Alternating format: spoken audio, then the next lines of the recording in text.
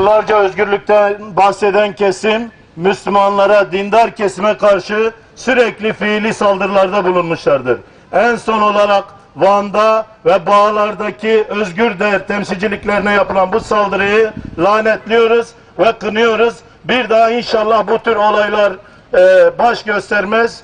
Mustazaflar Cemiyeti adına Tesettüre Çağrı Platformu Başkanı Sayın Mehmet Bey'i davet ediyorum.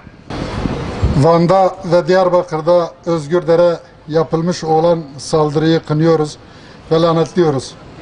Hiçbir zaman tahakkümle, zorbalıkla hiçbir kesim ve düşünce başarıya ulaşamamıştır.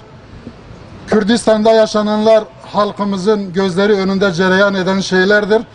Halkımız günü ve zamanı gelince bu olayların karşısında gereken tavrını ortaya koyacağını düşünüyorum.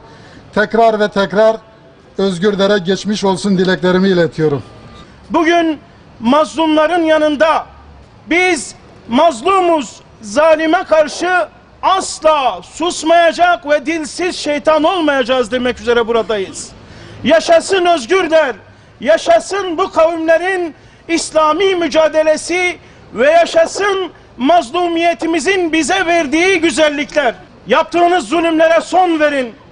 Yaptığınız kıyıma son verin. Çünkü bu ülkede tekrar yaşamaya devam edeceğiz. Özgürder'e yapılan saldırıların hiçbir şekilde Müslümanların, mağdurların hayrına olmadığını burada söylemek istiyorum. Ve diyorum ki zalime karşı birleşelim. Çözüm sürecinin Suriye'de meydana gelen, bizi de direkt ilgilendiren olaylardan dolayı baltalanmasını mazeret olarak gerektirecek bütün aktivasyonlardan uzak durmamız lazım. Özgürder yalnız değildir. Hepimiz özgürderiz. Kürtler mazlum bir halk olarak 100 yıldır katlediliyorlar, öldürülüyorlar, dilleri susturuluyor, düşünceleri susturuluyor, yaşam haklarına kastediliyor, işkencelerden geçiriliyorlar, köyleri yakılıyor ve bilumum onursuzlaştırma eylemleriyle karşı karşıya bırakılıyorlar. Kurumlarımıza atılan molotoflar ve muhtemelen halen daha hedef gösterildiği için bu tür planların yapılması bizim bugüne kadar yapa geldiğimiz şeylerden vazgeçmemizi asla ve asla sağlamayacaktır. Kurumlarımıza molotof kokteyli atan Kürdistanlı gençlere seslenmek istiyorum. Yalan ve dezenformasyonla kandırılıyorsunuz. Biz Müslümanız. Bize gelen, bizi yakmaya, bizi öldürmeye gelen ancak bizde dirilir. Biz kimseye bugüne kadar taş atmadık, molotof atmadık, kimsenin kalbini dahi kırmadık.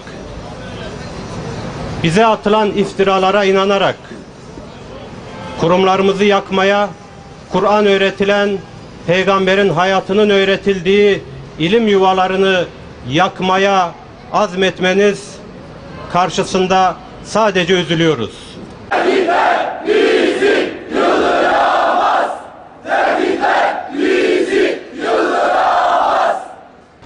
Yoğun dezenformasyon ve çarpıtma kampanyasının hedefine oturtulan Özgürder'in özellikle yaptığı yardımlar, Suriye konusundaki paneller, basın açıklamaları çarptırılıp bu çalışmaların fotoğrafları PKK'ye yakın çeşitli gazete, televizyon ve internet sitelerinde yayınlanarak fotoğraflarda yer alan kişi ve kurumlara iftiralar atıldı ve hedef gösterildi. PKK medyası Suriye'ye yapılan yardımlarda görev alan kardeşlerimizin resimlerini paylaşarak bu kişilerin Suriye'ye Kürtleri öldürmeye gittiklerini, yardım kamyonlarının içinde katliamda kullanılmak için silahlar olduğunu söyleyecek kadar iftiralarını ileriye vardırdı.